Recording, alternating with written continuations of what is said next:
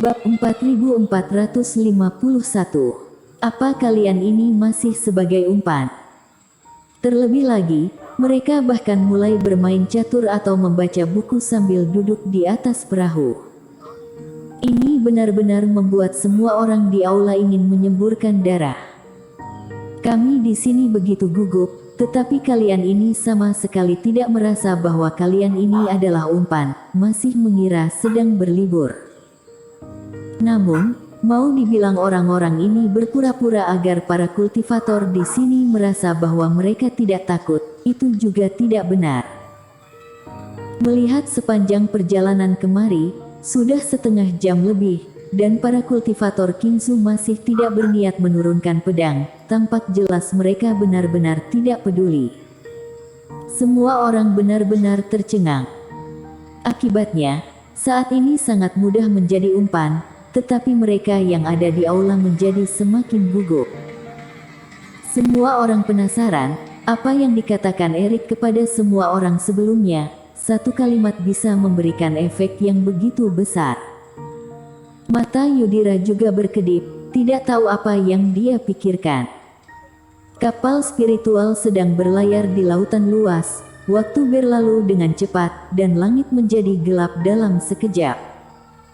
Erik secara acak menemukan sebuah pulau untuk berhenti, dan keamanan di sekitarnya relatif longgar. Ini membuat semua kultivator di aula terdiam lagi. Besok pagi, harusnya ada 8.000 jiwa.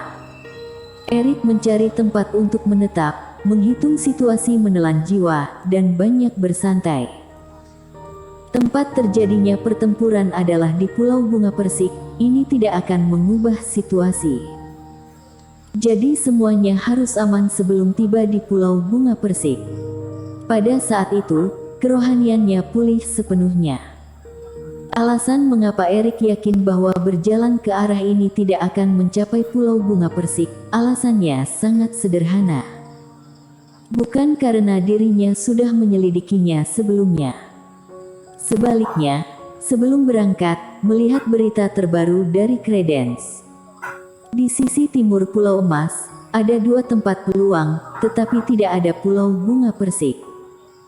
Di sisi selatan Pulau Emas, ada tempat peluang, tidak ada Pulau Bunga Persik. Setelah melihat adegan pertempuran berdarah dan menakutkan, Credence Tian sudah mau gila.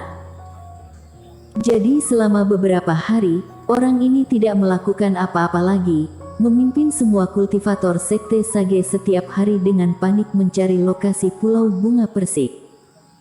Erik memperjelas bahwa dia dapat menemukan Pulau Bunga Persik, kemudian juga bisa bersembunyi jauh. Bagaimana jika tidak dapat menemukannya? Credence takut Erik akan pergi ke sana cari mati, jadi satu-satunya cara untuk memastikan adalah menemukan Pulau Bunga Persik. Dalam 3 hari, meskipun Credence Tian kelelahan, masih tetap tidak dapat menemukan pulau itu, setidaknya 2 opsi yang salah dikesampingkan. Di selatan dan timur Pulau Emas, dalam jarak beberapa ribu mil, sama sekali tidak ada Pulau Bunga Persik. Adapun 2 arah lainnya, dia masih mengirim orang untuk mencari, tapi ini sudah pasti. Dan untuk menyenangkan hati Erik, bahkan Credence dengan jujur menginformasikan lokasi tempat kebetulan itu. Erik meminta Mita untuk memilih, itu adalah arah selatan Pulau Emas. Dapat dipastikan, setiap orang begitu muncul tidak akan pergi mencari Pulau Bunga Persik dulu, tapi melakukan pertempuran besar. Dirinya dapat memulihkan kerohanian aku, juga dapat menuai beberapa keuntungan, peluang yang ditemukan oleh Credence. Di hari kedua, semua orang berangkat lagi. Kali ini, tidak bisa terbang bebas di sepanjang sisi selatan. Erik memperlambat kecepatan menelan jiwa, sesekali menyebarkan kerohanian untuk mencari referensi objek di laut. Selama bimbingan, kapal spiritual mengoreksi arahnya berulang kali, dan di pagi hari, semua orang datang ke sebuah pulau kecil. Bagus sekali, dari luar terlihat seperti pulau biasa. Tidak disangka setelah datang, auranya begitu kuat. Apakah itu Pulau Peluang? Sungguh menakjubkan, apakah ini ramalan Letnan Kin? Setelah semua kultivator mendarat di pulau itu, mereka tampaknya telah melewati tirai cahaya tak terlihat dan kemudian mereka menyadari perbedaan pulau itu, mata mereka menjadi cerah. Dewa Bintang sudah pernah bilang bahwa Pulau Emas akan tinggal di daerah Peluang. Tidak mengherankan menemukan tanah peluang. Hanya saja Tobi keluar, para kultivator tidak pernah datang ke tempat yang begitu jauh untuk mencari. Sekarang mereka datang untuk menggunakannya sebagai umpan, tidak akan memikirkan hal ini. Alhasil, di bawah kepemimpinan Erik, mereka menemukan pulau spiritual semacam ini dengan begitu mudah. Lihat depan, ada tanaman merambat yang sangat istimewa. Melaju ke depan, semua orang segera menemukan tanaman merambat merah di tengah pulau. Dahan tanaman ini tebal dan tipis, berkelok-kelok ke atas, tumbuh rapat di tebing tinggi, seperti dinding. Yang menarik perhatian semua orang adalah buah merah kecil di tanaman merambat ini. Meski buahnya tidak besar, masing-masing memiliki aura yang mengalir dan bersinar di bawah sinar matahari. Ini terlihat sangat luar biasa. Aku tahu benda ini, itu adalah buah vermilion penghilang iblis, Master Obat Yan berkata dengan penuh semangat. Efek benda ini mirip dengan buah pembersih jiwa, tapi tidak sekuat buah suci. Begitu hebat. Saat pertama kali melihat buah pembersih jiwa, banyak kultivator yang tergoda. Sekarang mendengar buah vermilion memiliki efek yang sama, semua kultivator menjadi bersemangat.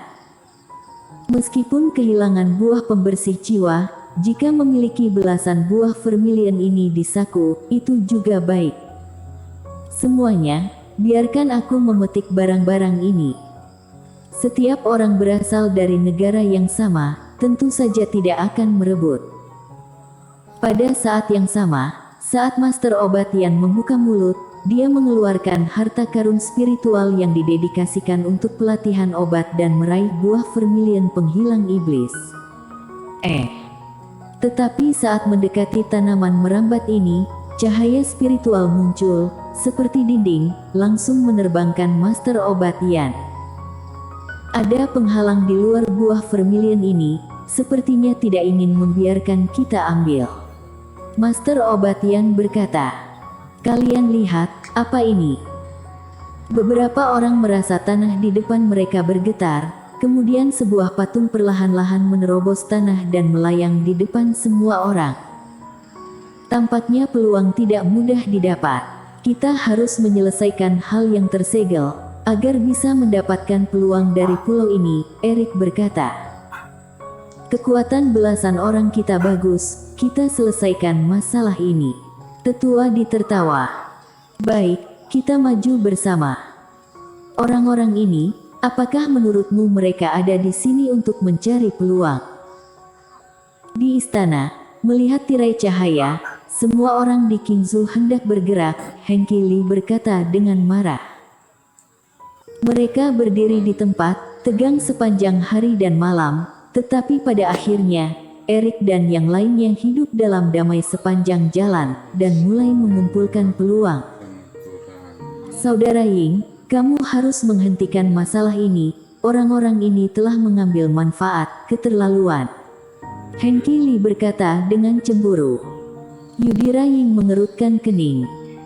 Sejujurnya, melihat Erik dan yang lainnya menuai keuntungan di sini membuat dia sangat tidak senang. Namun saat meraih token giok, Yudhira Ying tiba-tiba teringat sesuatu, dan meletakkan kembali token giok tersebut.